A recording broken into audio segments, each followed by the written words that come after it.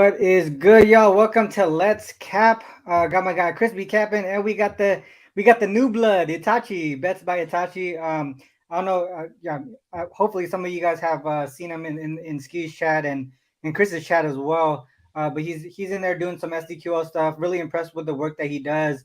But wanted to give him a platform to kind of showcase his work and be able to get him an opportunity to show his face and show his voice as well. So Tachi, just real quick before we get started on today's slate, wanted you to sort of talk about yourself, your handicapping style, where you're from, and a little bit of your background, like how you got started in this stuff. Yeah, man, I appreciate it. Thank you for having me on the show as always.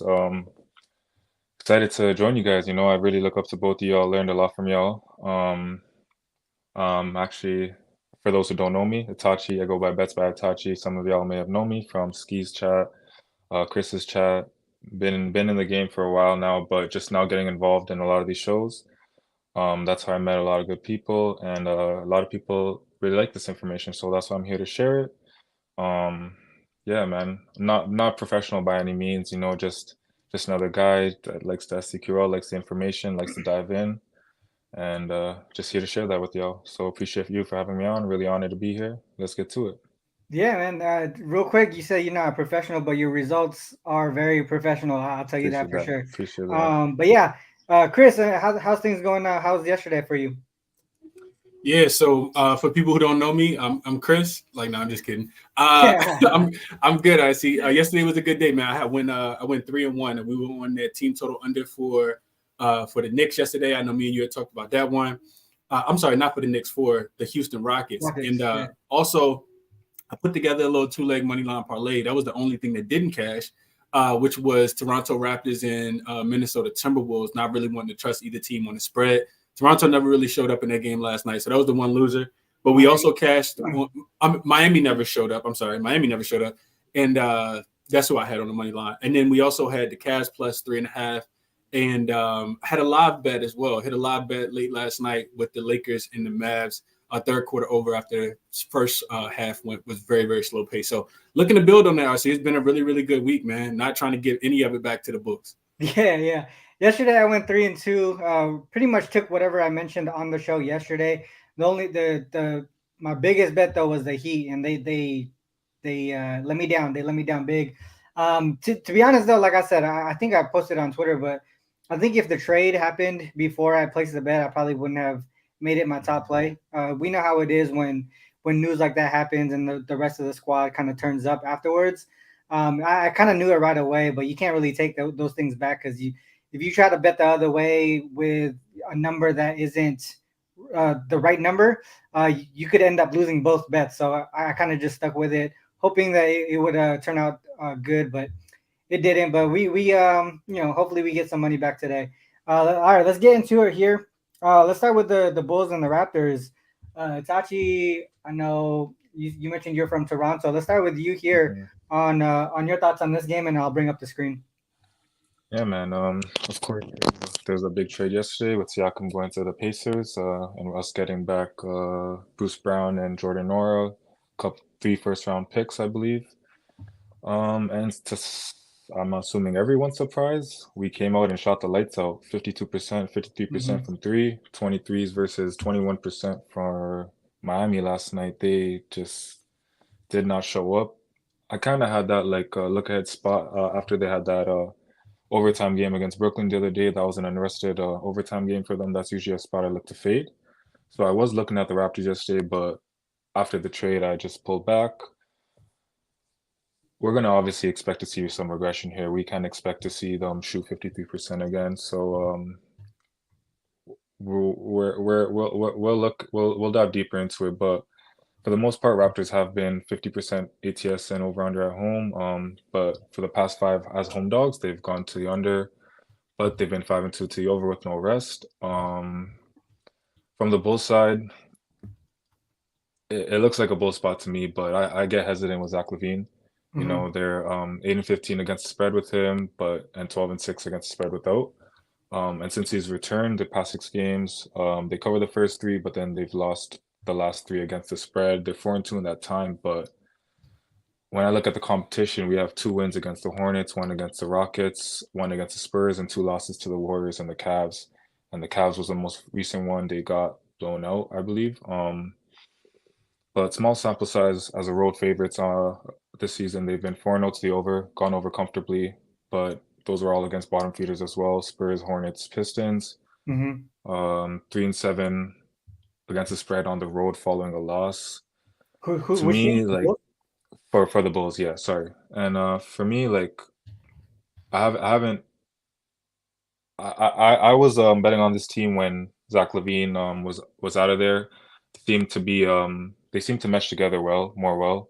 They seem to be enjoying playing together more. But since Zach LaVine's come back, defense has seemed to taken a step back. They're 4-2 to the over since he's returned. For the entire season, they're 7-2, but 3-8 against the spread with Zach, right? So that's kind of what's holding me back. But they are 7-2 against the over against unrested opponents as well. So that's one look that I have here. So all in all, no plays for me, but the best lean would be to the over. Like I said, it is a bull spot, but can't really trust them without Zach LaVine here.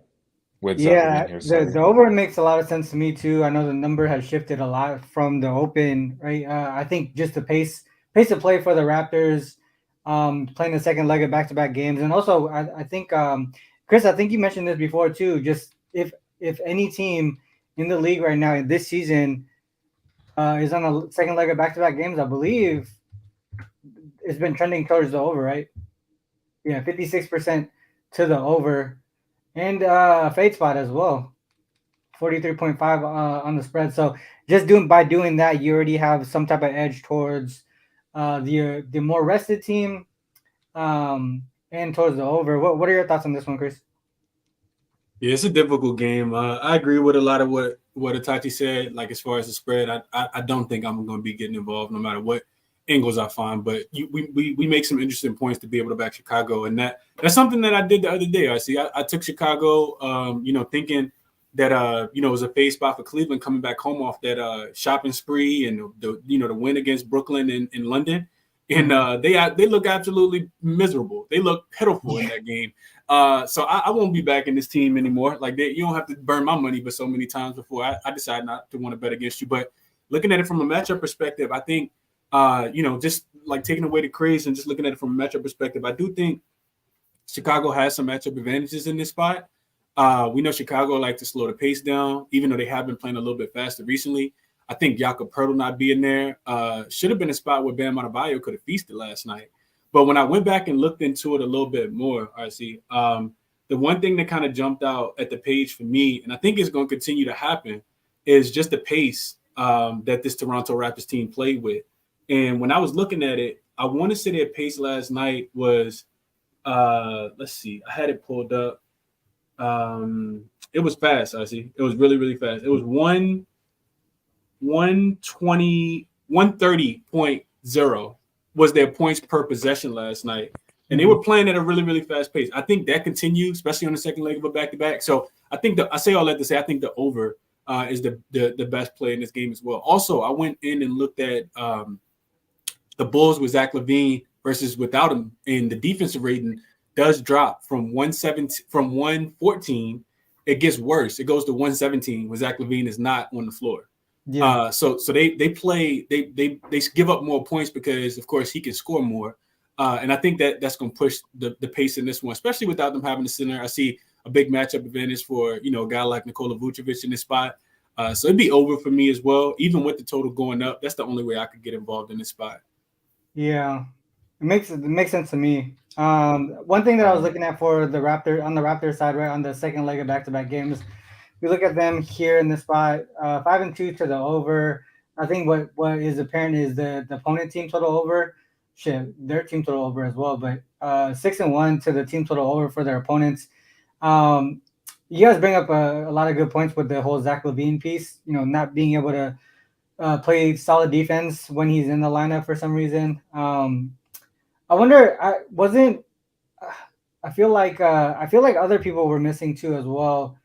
Caruso was probably out during the same period where Levine Vucevic was out. missing too. Yeah. Vucevic was missing in that spot. I see a couple of those I games. wonder how much that affects like the overall defense as a team, because there was periods where they were missing Caruso and, like you said, Vucevic, while Levine was out too.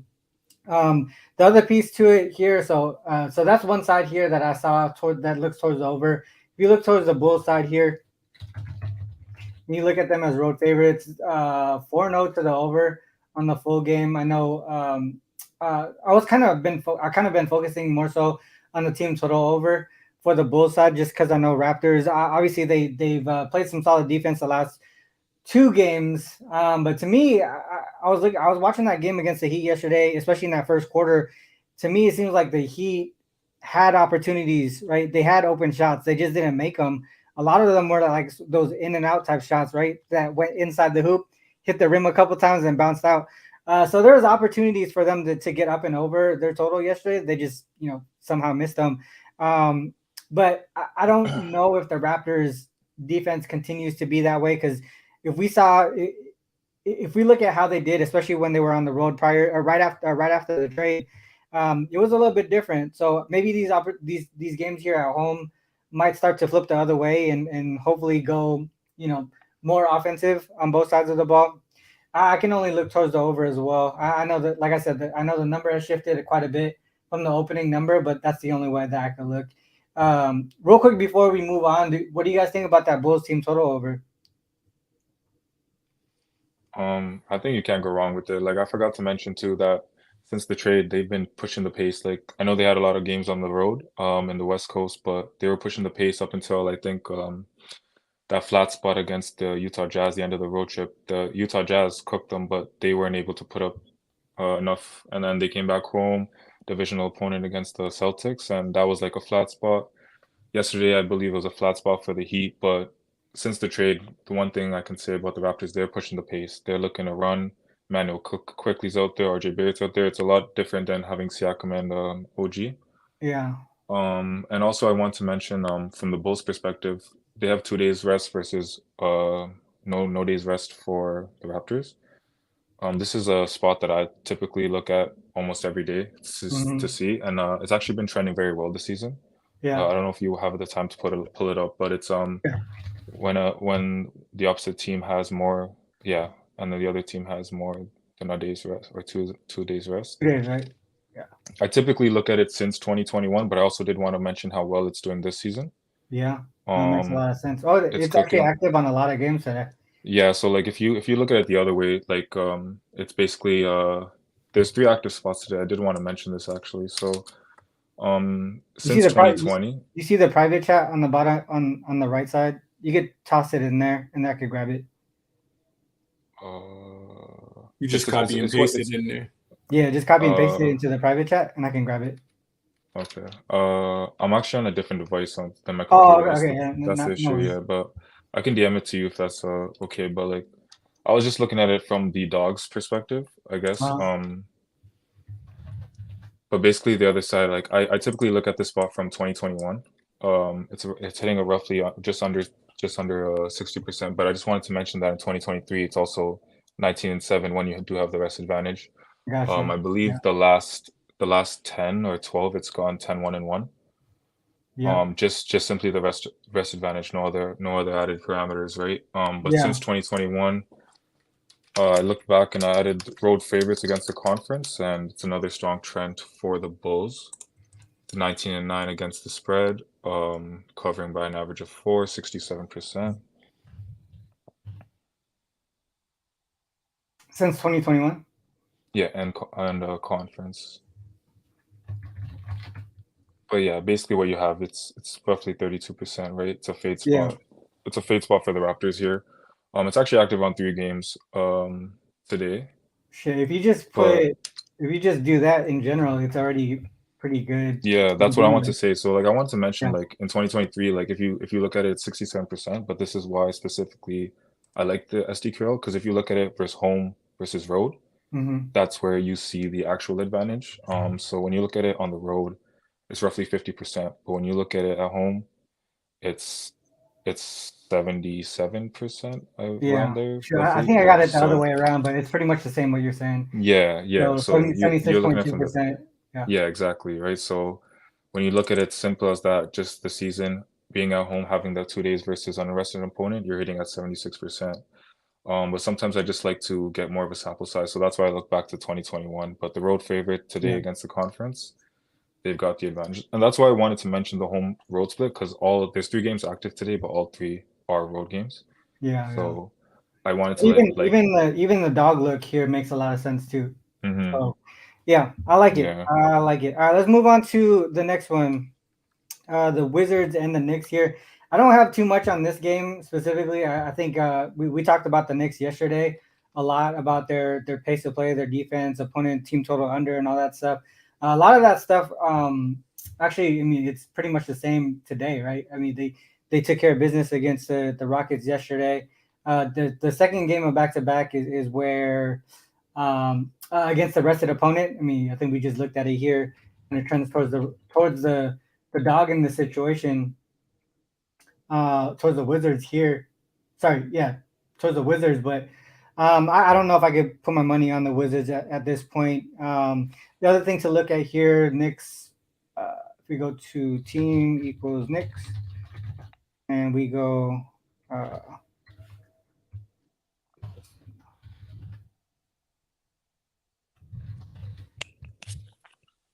so if they're unrested against a rested opponent, 1-4 straight, 1-4 ATS, and this was prior to the trade. All of these, so that's the only piece that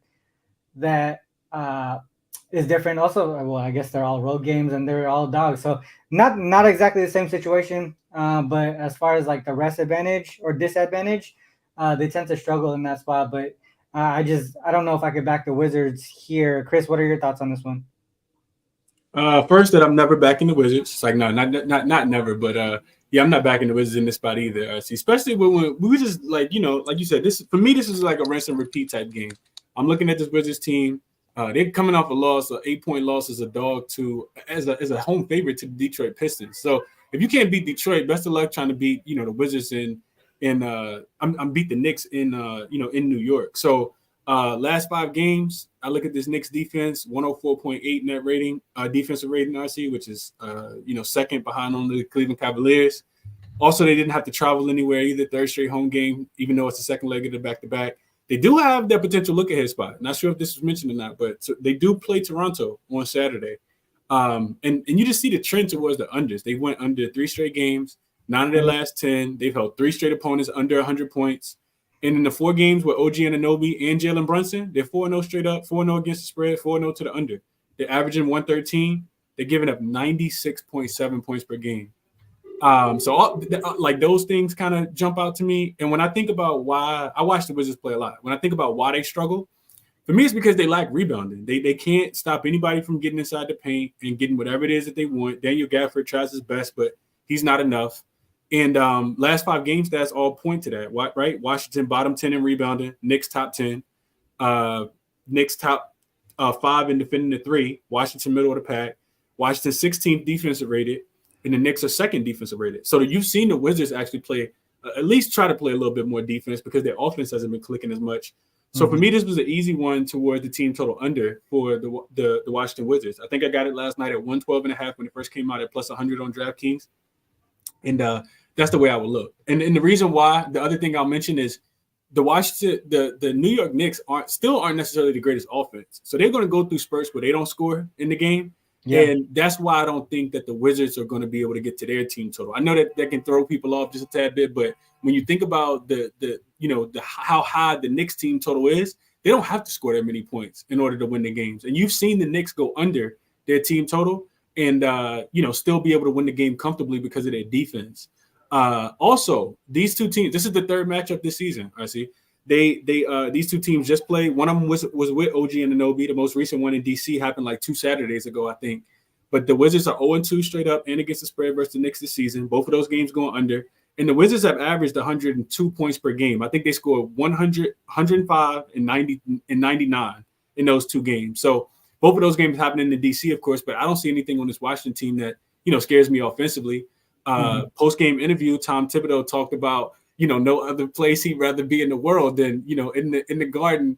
With his team playing that type of defense. I think the man got turned on a little bit last night. I see by watching that defensive effort, and I do think that they can repeat that again today, specifically on the defensive end. So I stayed away from the spread, but I did take the team total under in this game. Yeah, that makes a lot of sense. It looks like the total shifted down from the open as well. A good chunk of points. So did you already take it? Yeah, I took this last night. I got it at you got the best of the number then. Yeah, 112.5, I think it was, and it was plus 100. I see it at 110.5, and that is minus 108. Looks like it's the best number right now. I would still take that. The Knicks have given up that many points one time in those 7 games since OG has come over, and that was against Dallas in a game where they really got punched in the mouth early because Luka was ruled out. So it was that whole injured player theory type thing. Yeah. Any thoughts on this one, Itachi? Oh, you're on mute, bro. My bad. Rookie mistake. But yeah, since agreed with a lot of what Chris had to say. Since the trade, they've been top 2 in defensive rating. They've been locking down teams no problem. And like you said, Tibbs really takes a pride in defense. He's been doing it since his Chicago days. Even the games they had without Brunson, the defense did not change, but the offense took a little step back. We all had that angle on the under last night, and that was an easy cash for us. But we know like the Wizards do like to push the pace. I did want to mention something, that they're 1-8 to the under here. But what I was looking at is the Knicks against opponents with a win record less than 50, win percentage less than 50, sorry. And that's when you'll see that they take care of business, 16-3. When the total is greater than 219, it goes to 14-1-1. It's not really a big difference, but from the Wizards side, I think you pulled it up before, but double-digit dogs, they're 9-3 to the over, and in the conference, they're actually 7-1 to the over, going over by 10.5 points. So quite some margin there. Like we said, they like to push the pace. They don't really play defense. They allowed the Detroit Pistons to put up 129 out in their house last game, right? They're coming off that loss. That's pretty embarrassing for them. So not sure if that'll affect them here, but can only lean the next way. I know I'm not the one that typically lay double digits, but there should be no reason they can't cover this spot. Yeah. I know this was, so where is that one? The one under 50%. I was tracking this early on in the season too, and it was pretty solid. I don't know why I went away from it, to be honest, but it's been doing well ever since. If you look at the total as well, it's 5 straight unders or 6 straight unders there as well. Shit, that's crazy. Even the opponent's team total under right there. If they were for Chris. The other thing too, if you look at this, they're covering even when they're on the first leg of second leg of back-to-back games too. These are big numbers. They just damn. Knicks look pretty good. For me, like if I'm taking the spread, I need Brunson to be in there, but like Wizards team total under, I don't need Brunson. That angle is there regardless. Is he actually questionable today? I'm not sure. I just knew he was questionable yesterday, and it's on second leg of back-to-back, so I just wanted to make sure, confirm that he's in, right? But once we have that information, then there should be no reason that the Wizards score more than 113 here. Yeah, even in the spot here, the team total. Oh yeah, someone mentioned the team how to calculate team total. I was gonna save it for the SDQL piece, like the learning part, but what I do is DPS and DPA, so delta points scored, delta points allowed. DPS is delta points scored. So if it's a positive number, that means they went over their team total. If it's a negative number, they went under their team total, right? So if we look at DPA, which is delta points allowed, that's what their opponents scored. You see these negatives, that means they went under their team total. So if we calculate this, there was only four overs and a push, so 15, 4, and 1 to the team total under on their opponent's side. The Knicks are in this situation. So I think Chris, you hit the nail with that Wizards team total under. Opponents averaging 103.9, and then we know since the trade, I think they're averaging around 100 right now since the trade deadline too. So Wizards team total under seems like a bright spot. Even if we stay away from the spread and maybe the Knicks struggle offensively, I don't know what happens, but there's a situation where the Wizards can actually cover and still stay under the team total, in my opinion. Because I think maybe it was Itachi who said it. The Knicks or Chris, I don't know who said it, but Knicks offense is still inconsistent, right? Without RJ, without Quickly, that second unit isn't as especially without Quickly in the second unit, their offense is really not that efficient. So yeah, that Wizards team total under makes sense to me. I'm gonna write that down. All right. All right, next one up, we got Grizzlies and the Timberwolves. Is that right? That's the next one, right? Grizzlies Wolves. Yeah, that's Grizzlies, right. That's Wolves. right. All right, so Itachi, let's start with you on this one. The Grizzlies and the Wolves. What do you think about this game here? I didn't really have too much on this game specifically. My early look was actually to the over. Wolves unrested games, I believe I had it here as 3-0 to the over unrested. But as we all know, they're the best defensive team at home. Grizzlies are 4-0 against the spread and 3-1 to the over against unrested opponents. So there's that look, but the Grizzlies are probably the most injured team in the NBA. They are out without Ja, Bane, Derrick Rose, Marcus Smart. They somehow still managed to put up 116 against the the Warriors. But if you didn't know, the Warriors actually have the worst defensive rating in the month of January. If you guys haven't heard as well, Gigi Jackson said he was motivated after he was uninvited, I think, officially from Steph's camp. So I think he told Steph at halftime something like that. Ended up putting up 27 in the second, something like that. Crazy. But from my perspective, it's not going to be as easy today. Like I mentioned, the Warriors are the worst defensive rated team for the month of January, whereas the Minnesota Timberwolves take pride at home. They come, they clamp, they play defense. So if I had to look at this game, I'm not, like I said before, I'm not into taking double digit spreads, but maybe a Minnesota team total over a Grizzlies team total under would be best for me. But no play for me. So pass it on to Chris, see what he has to say. I like the over in this one too. To me, obviously the number has shifted down, but I think I talked to Chris before the show. The same thing happened with the Knicks and the Rockets total yesterday. It went the other way. So sometimes the market is wrong, but obviously I think yesterday it was Chris mentioned possibly the move was because of the late injury statuses and stuff like that. So, but in my opinion, I still think the over is a play here. If you look at the Wolves unrested, trending towards the over, I believe they were above the team total prior to OT, but the Celtics weren't. And then we look at the Grizzlies side. If we look at recent form, their team total has actually been going over, and it's because they're heavy dogs and the total is low. So the books are not expecting to score a lot of points, which is why they don't have to score a lot of points to get over their total. But they still are, right? They're hitting the double digit mark. Over 110. I say double digit because it's over 110, but yeah, I feel like it should be an overtime game in this situation. Wolves probably not really motivated to play defense right now. They're in an easy schedule, right? If we look towards the Timberwolves here, they just played the Pistons. They didn't cover. They didn't really need to play defense, right? They know they can outscore a team like that. They know they can outscore a team like the Grizzlies. Why put in effort on the defensive side of the ball when you got the Thunder on deck or something like that, right? That's sort of my opinion. I don't think they're going to play a lot of defense in this one. They're just going to try and outscore their opponent who they know they can do that against. And then the Grizzlies, they typically you've seen it with the Pistons here. I just feel like they're in a situation here where they're going to be able to take advantage of that, right? They don't have all the key components to their normal team that focuses on defense. So usually these bench guys are one way type players, right? They're mainly offensive type players, sometimes defensively like specialists, but mainly offensive type players. So we're seeing a whole bunch of guys out for the Grizzlies. We're seeing bench players, and that means that's going to just be all offense, in my opinion.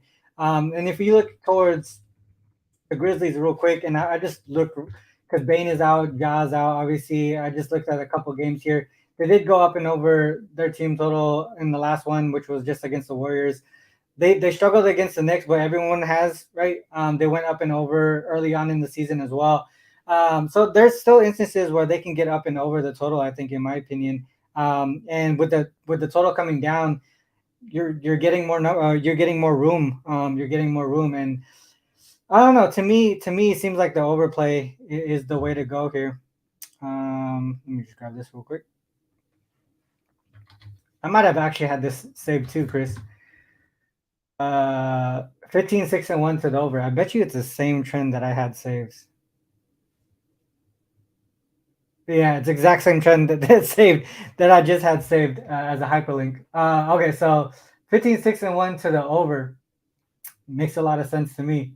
So this says unrested teams as double-digit favorites at home coming off a road game since 2019, 15, 6, and 1 to the over. I like it. I was like looking it. at something similar. I just wanted to mention it's the double-digit home favorites against the conference unrested following a win, and if they have a win percentage higher than 55. Say Same that one more time. Same timeline. So just change it's instead of home, make a home fave, and then instead of previous away, change it to previous win, and win percentage over 55. 18, 6, and 3, same time frame. And then against the conference, it's 11, 2, and 2. Yeah, I can only look towards the over in this one. There, YBB, put in the chat why you like the under though. All right, Grizzlies, Shula, yeah, they're good. I was listening to Rob Bino on Ski Show, and he mentioned how they got Luke Kennard playing the point, and obviously he's one of their best 3-point shooters. So I don't know, man. Like I feel like it's one of those opportunities where no one's gonna really play defense. I think why would the Wolves play some defense tonight? Doesn't make sense to me. They got the Thunder on deck. They're gonna probably reserve some energy there. You guys think anyone sits? I don't think so. I think Anthony Edwards came into yesterday's game in Detroit with some knee tendonitis, but I mean, I don't know if people saw it. He was flying through the air like Michael Jordan last night, dunking on people. So he looked fine to me. I don't think they arrested anybody in this spot. Yeah. He's a young, healthy buck. He should be fine. And I think like Rudy played 37 minutes. That was the highest I've seen. Other than him, I think everyone should be good. Yeah. He also prides himself on playing games. My fault, Tachi. But yeah, remember Ant came out last year and said, if he can play, he can play. Yeah. So, yeah. But my fault. Go ahead, Tachi. No, I just wanted to mention that for some reason the Grizzlies offense is actually a lot better on the road. This year so far, they've only gone over 3 times at home, their team total. But on the road, they're 12-9 to their team total over. So for some reason, they're able to score more on the road than at home. Maybe they pride themselves on defense at home, that grit and grind that they've always been. But their home versus road splits at home, their only team totals gone over only 3 times, where on the road it's gone over 12 times. So maybe they look to push the pace. We'll see. That's interesting. Real quick before we move to the next game, I just want to see their offensive rating last 10.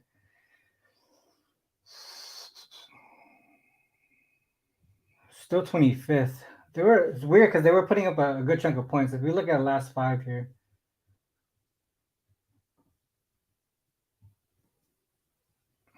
it's still down here. I wonder what it has to do. Is it the turnover percentage? Not too sure. I know they put up 110 in 4 out of the last 5, so it's kind of interesting that they're still in the bottom of the pack for offensive rating. All right, let's move on to the next one. The Thunder and the Jazz here. This one was interesting to me. Here's one that I looked at.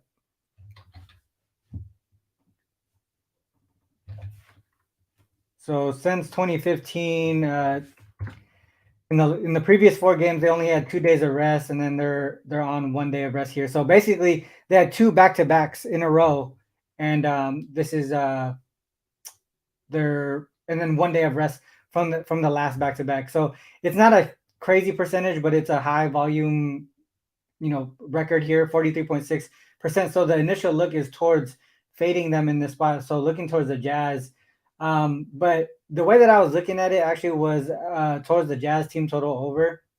I think that to me that's the way to go. If you look towards the Jazz team here this season, and you just look at their current form, right? They've been covering and winning at a good pace the last 15 games or so.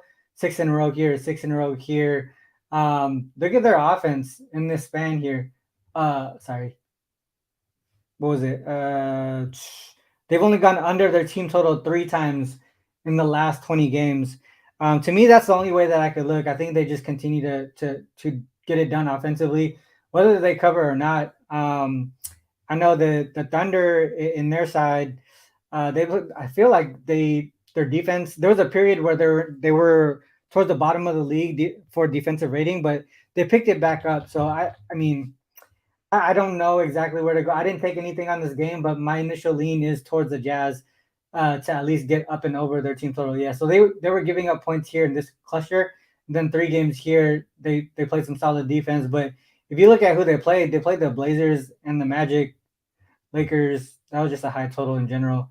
So, I mean, to me, team total over on the Jazz side, whether they cover or not, is the way that I could look. What are your thoughts on this one, Itachi? I mean, I can't argue there, right? For the month of January, they've been top 3 in offensive rating. Last 5 game stats, top 2, I believe. My only thing is, has the line been adjusted? Has the bookmakers made the adjustment that they've needed to make? For most of these games, we've seen them as dogs. We've seen them as short favorites. But for me,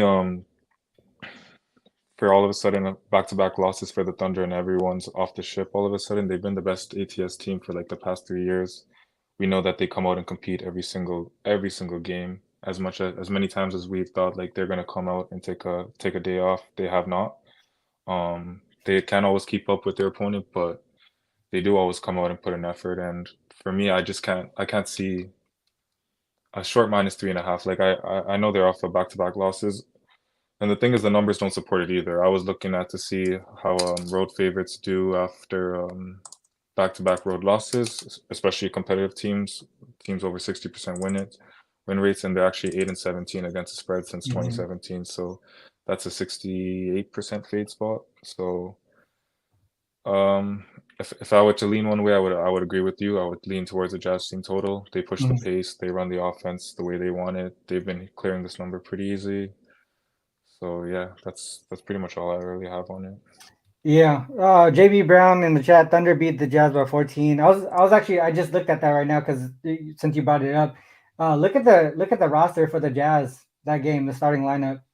There was really nobody there for this team here, so that's probably the biggest reason why.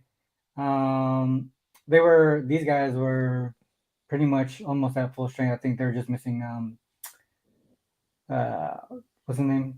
The guy, the shooter, I forgot his name, the shooting guard. Yeah, so I think from a roster perspective, it's a totally different game this time around. Chris, what are your thoughts on this one? Man, it's conflicting because I do think the Jazz are due to cool down eventually. I also think that OKC is due to have some positive aggression, but going back to what you said in the very beginning, I don't really like the spot as much for OKC. I do think that they're gonna fight in this game, like Itachi said, but it's not the greatest spot. Last time we did a show on Tuesday, I told you I wanted to fade OKC against the Clippers because the Clippers are really, really elite defensively. And it was the 5th game in 7 nights, which is the first time that we saw that for OKC. So now you give them one day, you give them another loss. So now it's what, 7 days I'm sorry, 6 games in 9 days. So it's still not the greatest spot. You offer, still on the road, and not to say that they're not going to contend, but I think it's a really, really, like I said, it's a difficult game. If I had to play the game, I think I'd take the points with Utah, just because I feel like I feel like Utah is going to fight in this spot, and even if OKC does win, I think it'll be by a bucket or two. I do think this is one of the games that come down to the end. Utah, for them, RC, last game of a 5-game homestand, they've been in the same gym, shooting on the same rim. Blowing the teams out consistently. Also, it's 4 times revenge as well. I remember not just the game that you were talking about when Lauri Markkanen didn't play earlier this season. But I remember last year, if you go back and look at last year, the last time did these two teams play, I'm not sure if we did a show this day or not, RC, but I remember having a conversation. It might have been with you, could have been with somebody else. And I said, man, I don't really know what to do with this game. It was a game in April, and both of these teams were like on the brink of like making the playoffs. And then and they also were on the brink of like you remember that? Like on the brink of making the playoffs, also on the brink of like trying to tank as well. So we didn't really know what to do with that game. I think it was like in April sometime. So they got 4 times revenge. The Jazz have won 12 of the last 14. They're the second best offensive team. I think Itachi mentioned that last 5 games. This is what sticks out to me though. The Jazz are actually the second best offensive rebounding team over the last 5 games. And they're the best overall rebounding team over the last 5 games. So while you talk about their offense, Itachi mentioned it as well. This team is actually the best offensive and defensive rebounding team overall rebounding team over the last 5 games. What do the Thunder struggle with? Rebounding the basketball, right? So you got guys like Walker Kessler, Lauri Markkanen, guys that can actually go down there and rebound the basketball. One thing I looked at from a Craig perspective, I see it's actually not going to populate because that game got canceled. Hey, real quick before you move on, just because you brought up the rebounding piece, right when you said that, I looked at second chance points. You can see Jazz here 3rd in the league, and this is throughout the season. Who gives up points in the paint? Second chance points. It's the Thunder. So that's a good call out. That's a good. What if we look at last 10 games specifically? I see just because the Jazz have been kind of playing well, and OKC has kind of regressed a tad bit on these 2 road trips that they've had. Still top 10 here, and then opponent second chance points even worse, giving up even more. Okay, so I think that when we're looking at it from an X's and O's perspective, if the Thunder gonna play with that same effort and intensity, I think that they have an edge in that department. Second chance points, rebounding, that type of thing. From a query perspective, I want you to type this in real quick. I want you to type in home dogs with the rest advantage. And this is why it's not going to populate, because it's not going to show that they have the rest advantage because their game was postponed yesterday, of course. Yeah. So line is less than or equal to, let's just do 4. I think I looked at 3 because the line was 3. But also, quick injury news. Lou Dort was downgraded to questionable as well, just FYI. He's big for their defense. So that's more of a reason to go over on that team total for you. I think that happened like soon as the show started. And then I want to look at conference games, RC, since 2018.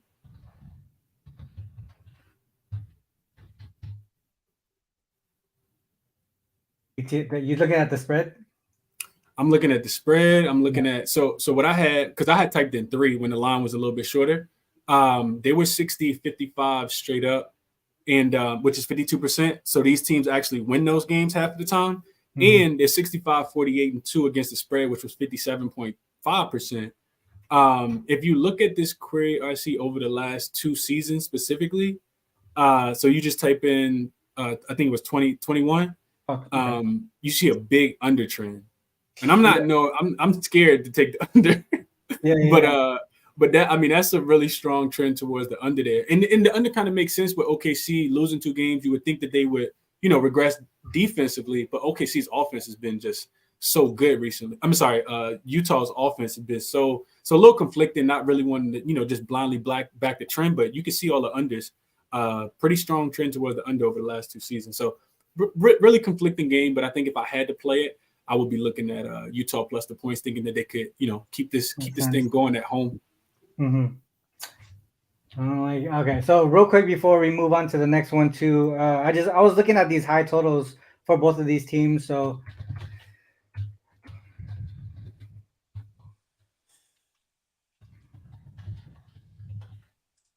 for that 240 threshold, I just want to call that out. So 5-3 ATS, 5-3 to the over, getting up and over their team total a good chunk of points here. They're averaging 129.4 per game in that spot. I think a lot obviously is going to come from this game here, but they still went up and over 130 multiple times. If you look at the Thunder side, 2-4 ATS, 4-1-1 to the over, giving up 124.3. Obviously, with the Jazz being the dog, they're probably getting a better number, obviously. But I still can only look towards the Jazz team total over. Your trend is pretty strong there, so probably just gonna stay off of this game. I didn't bet it yet, anyways. So, but like you said, a lot of conflicting stuff in this one. Yeah, Let's one go. thing I want to Yeah. also mention was that I was actually looking at the spot as a look ahead spot because this was supposed to be a 5 games and 7 night for the Jazz as well before the last game got postponed.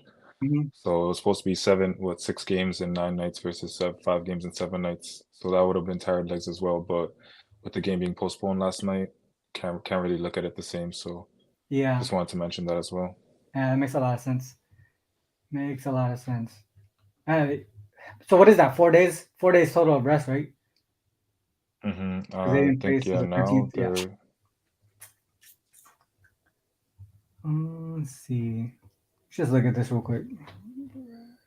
Oh wait, Thunder.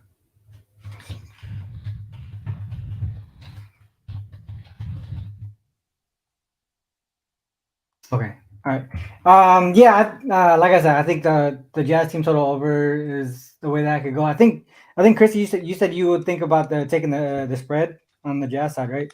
Yeah, I think even if OKC wins, it won't be by margin. So I think you get 3.5 points with the hottest team in the NBA. They've won 12 of their last 14 games, and they've not been beaten up on cupcakes. They literally knocked down every team in the Eastern Conference at the top of the Eastern Conference on this little streak that they got going. They beat the Bucks. They beat no, they didn't. They lost to the Bucks, right? No, they beat the Bucks. They beat the Bucks. They beat Philly. So it's not just cupcakes. They just beat the Pacers. I know the Pacers were in a pretty bad spot, but they beat Denver. Like this team is, healthy. I think that's the big reason. And really got challenged after getting blown out against Boston. I think that was their last loss. Was when they got smoked to Boston. So yeah, I think it's a good spot for Utah in this spot. Yeah. Speaking of healthy, sorry, I saw JB Brown in the chat said no Collins, no marketing. I believe. I'm not sure if I've seen. Do you guys hear anything about that? Sorry, say that I'm one more not time. sure.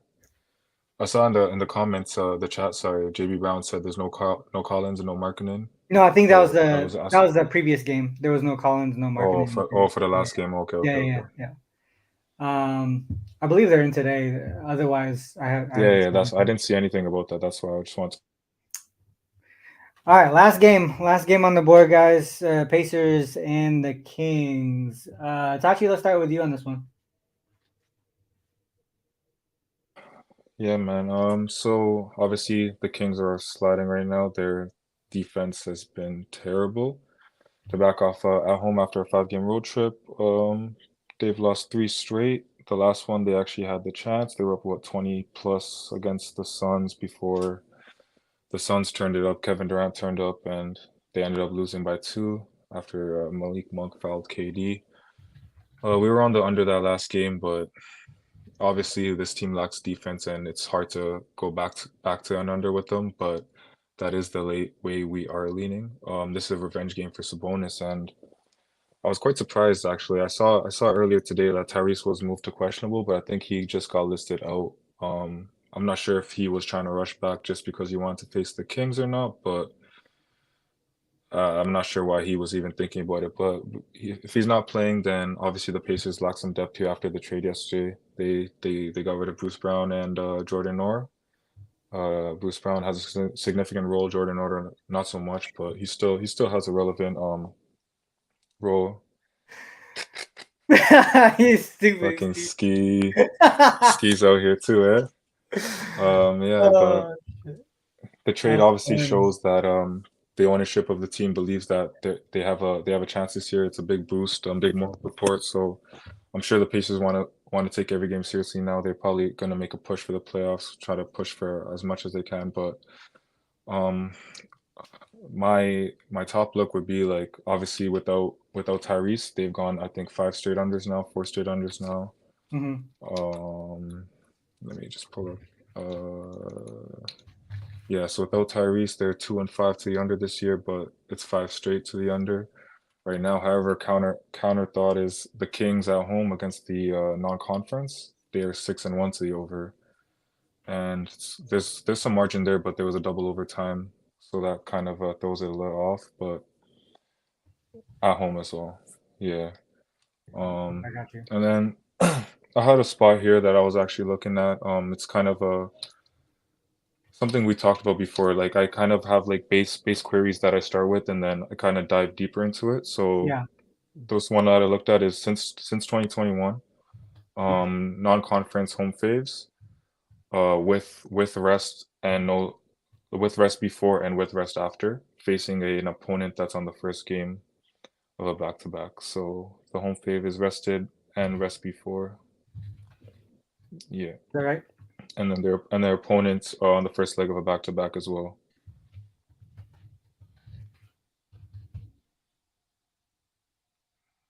So typically I start off with something like this, and this has been a 60% trend since 2021.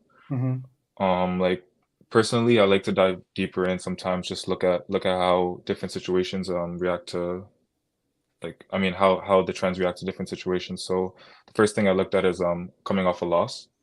And then obviously the trends improve a little bit more. And then I also looked at when their opponent's previous game was also on the road, so they also were traveling back to back. They didn't come from home. And that's where the trend gets the strongest, I believe. So there's obviously a lot of parameters, but it looks like it's a strong spot for the Kings. Obviously they're coming off a loss in which they lost by 15, so they should be motivated here to come out and close out the game. They should not want to let this one slip. 5-game road trip, lost 3 straight. They have quite a bit of rest coming up. I believe they don't play until Monday, so they have the next 3 or 4 days off. I'm sure they don't want to go into the weekend with 4 straight losses, so we might have to look at lighting the beam tonight. Not really sure, but we got to see. That's a good ass trend, dude. Mm-hmm. Damn. Okay. Yeah, it's been heating up the past few seasons. That's why I like to look at seasons as well. But Chris, what you got? Shit, now that we didn't look at that, I got Kings minus the 7.5. Stop. That shit's funny. Okay, hold on. Yeah, I have another thing that kind of backs it to. I think I'm pretty sure me and Ski talked about this too, about having the rest before and after. Looking at rest afterwards. So home favorites, this is their opponents are on the first leg of back-to-back games, but then the home favorite has extended rest, right? So they can put it all out on the table, and their opponent can't, right? Because they gotta reserve some energy for the next day. So this falls in line, but it ain't no 25-3 type shit, but 21-9, still 70% in the last few years. So it really has done pretty well the last couple years. Shit, I didn't play it, but Kings look like a spot. I was also looking towards the under. I know some people brought up the over. I know with Itachi brought up the Tyrese Halliburton 5 straight unders, right? If we look at the Kings, the last 15 games, I think was 2023. I'm about to go back and screenshot that query so I could save it later. Right here, the last 14 games, 9-4-1 to the under. A big cluster of unders here, and sometimes it's their offense, sometimes it's their defense. So not really consistent as far as like what is causing the unders, but there is this cluster of unders in recent games. And then if you look at the Pacers side, and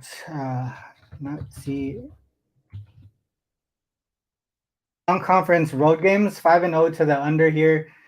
They played some pretty good teams. Obviously, the Grizzlies not that great, but you got the Nuggets here, the Jazz while they're still rolling.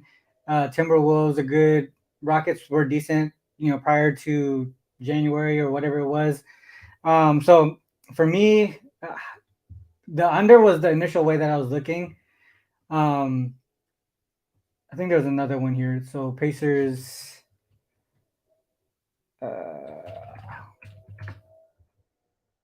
Pacers opponents in the last 15 games, 12 team total under. 1, 2, yeah. So if we look at the last 15 games, look at this cluster of team total unders for their opponents. So they're getting it done on the defensive side of the ball, and that's, to me, that was the initial reason why I didn't take the Kings side, and I was leaning towards the under in general. I don't know, but that Kings seem pretty promising here. Also, if you need another trend for the under, yeah, if you need another trend for the under, I do got one. So it's since 2019. Road dogs on the first leg of a road back-to-back against a non-conference opponent. What was the right before non-conference? First leg of back-to-back, road back-to-back. So next game on the road, next game rest equals 0, and currently they have 2 days or more of rest. So when you look at right now, they have 2 days or more of rest. That's when it gets a little bit more into a defensive battle, I would say. So especially last 5, last 7. So it kind of shows teams with the rest going into back-to-back. Maybe that first game's a sleepy spot. Maybe the first game's just like more of a defensive battle. Not sure how to read it, but what the trend's kind of like. So just wanted to pull that up for you as well. No, that makes sense. It does make sense. Two more things real quick to kind of add on to that. One is the Kings are in a flat spot, RC. First game back home off the 6-game road trip. We typically 5 or 6, yeah. Yeah, we typically see teams go under in that spot specifically also. And then I think the other thing to mention is just his paces without Halliburton. They started the season 2-0 to the over without Halliburton, but those were the games that were played before Christmas. The games that were played after December 16th, they've actually been 5-0 to the under in all of those games without even holding Denver under their team total in that last game. The Jazz game, it still went under, but it was more so because they were on the second leg of back-to-back, traveling from altitude is the way from altitude to altitude is the way I kind of saw that game. So they did give a 132 in that spot, but I mean they've been a much better defensive team. 117, 108, 104, points per game, and I know that was all mentioned in your query over the last 15 games because Halliburton's been out for what has it been? It's been 4 games so far since he's missed in a row. Yeah. So, all right. So I looked at this season here, just this season specifically, but side streak is less than 5. So road streak. So they were on the road for at least 5 games. First game back home, right? 6-9 ATS, 9-6 to the over. What I was looking at specifically were these higher totals, and they do tend to go under. To me, it makes sense. Right? Add a rest perimeter in there as well. I see. Add how many days of rest the Kings got? Oh, the Kings only got 1 day of rest. Because that game against Phoenix was just 2 days ago. Yeah. Never mind, man. None of these. I do like the under. Either way, I like the under. Even before, Tachi had a really strong trend, and you did as well. See, I like the under in this spot as well. Just thinking that if the Pacers are going to keep this game close, it won't be because they necessarily are able to keep up offensively. And also, I think the thing that we failed to mention is they do have a couple guys on the injury report still. I mean, outside of Tyrese Halliburton. And to me, that's just going to slow their offense down even more, which is going to slow the pace down. Obi Toppin's listed as questionable with a calf injury. Ben Mathurin also listed as questionable to an ankle injury. These are, Neesmith with a shin injury. I know he set out the last game as well. These are key pieces to, rotational pieces. So definitely like the under a lot in this spot. Yeah, I haven't taken it yet, but I'm getting there. Taking the under. Shout out Jeff B for the tip. Appreciate you, man. I haven't gotten there, but I think the under is the right way to go. I know Ski said he likes the Pacers here. Some of the trends point towards the Kings, but there was a reason why I stayed off of the Kings last night. So I'll probably just stay off. Always those late add-ons are what kills me. So, but this under was very strong, and I think I still can continue looking in that direction. We'll see what happens after the show. All right, well that's it, dude. We went through every single game. The SDQL question of the day, I was actually going to save that for the DPS DPA, but if anyone has one right now, let us know. Just real quick, just a reminder what the DPS DPA is. DPS is Delta Points Allowed. That's what I use to record or to grab the team total, overs and unders. And then DPA is Delta Points Allowed, which is the opponent's team total over and under. If no one has anything though, we could just go straight to the best bet section. Make sure, if you guys are in the chat, and there's a nice chunk of you guys in the chat here. if you guys have some top plays, let us know and we can see them and we can track them because the live chat is saved. You guys can come back and check them out and all that stuff too. I see. Real quick. You see what Ski put in the chat at 327? He said, "How you feel about a trend that is simple but only happened 3 times in the entire database?" Shit, I'm interested to know what he got. I know. What is that simple? What is it, Ski? Talk to us, Ski. If it's like, I would say, I don't know. That's pretty interesting. That's pretty interesting. Like if it's simple, I would expect it to show up a lot. To be honest. Yeah, that was my thought, but we'll see. Yeah. It's like the Pacers without Halliburton in non-conference games, off a loss. Like it's probably so super long. No, Ski's pretty. When he does his queries, they're not super complex. Yeah. So that's the fact. I'm just kidding. I think it could be something with rest factors because scheduling in more modern years is so weird in my opinion. A lot of back-to-backs, and then the other times there's teams with like 5 days of rest or whatever it might be. So it could be something like that. All right. Well, I don't see a question right now, but let's go to top looks closing comments. Let's stop the screen share here. Let's go to Itachi first. What from today's show? What is your top look? All right. Before I discuss the best bet, I just wanted to say thank you, RC. Thank you, Chris, having me on. It's been an honor, been a pleasure. Have not done this before, so really stepping out of my comfort zone. For sure. Appreciate y'all for having me. But in terms of the best bet, I do want to be transparent.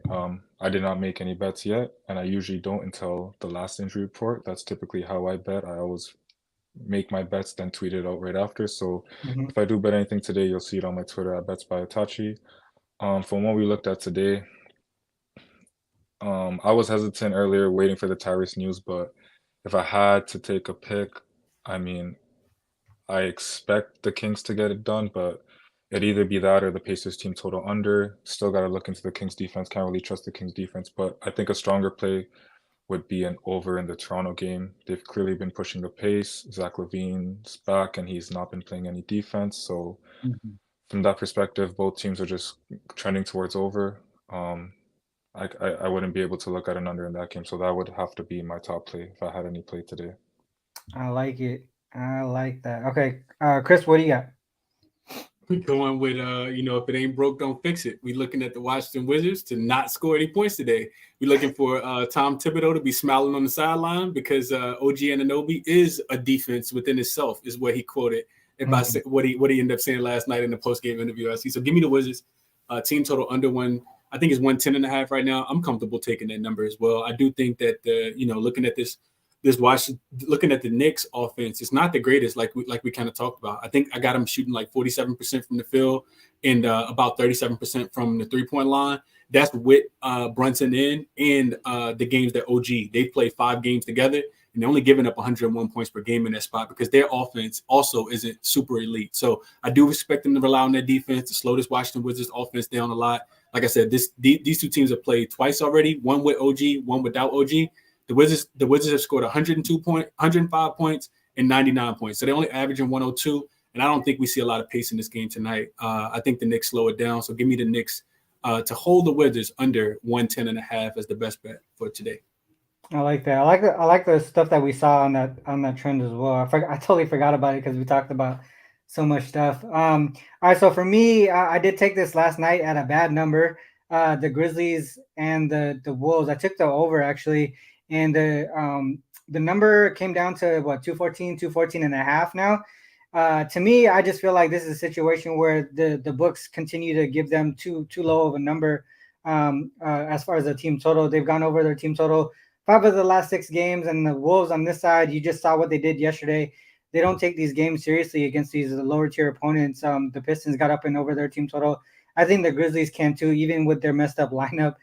They got a lot of shooters. They got guys who play offense, not a lot of defense. So to me, in my opinion, I don't think the Wolves really care too much to play defense in this game. They got the Thunder on deck. Second leg of back-to-back games. They're also 3-0 to the over. So I still like the over, even going against the market here. The Grizzlies, Wolves over 214.5 right there. Just real quick, there was one from the chat here. Knicks under 234.5 as his best bet. So yeah, those are the plays for us. Top plays. We try to give out our best ones. And then and I kind of like how Ski does it. If it's not like the best number is not available, probably I wouldn't give it to you. I have another play that I posted last night for my clients. That number has shifted like 3.5 points, I think. So obviously I can't give you that. But you got a better number on this Grizzlies and Wolves over. So that's it, guys. That's the end of the show. Hopefully you guys learned some stuff. Hopefully you guys like what we talk about, how we break down the games. Make sure you guys hit the like and subscribe button as well.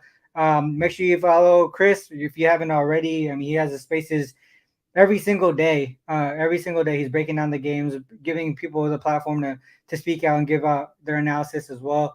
Shout out to Itachi. Man, always appreciate your work. You already, like one of the queries earlier, super impressed, and that's the reason why I wanted to bring you on, because you see things the way even myself and Chris don't see. So it's always good to have a different set of eyes. So hopefully we have you on again here sometime next week or in the future. But yeah, that's it, guys. And always got to end like this. Whether you fade us or follow us, it's on you guys to make that call. Good luck with our reaction. Till next time. Peace.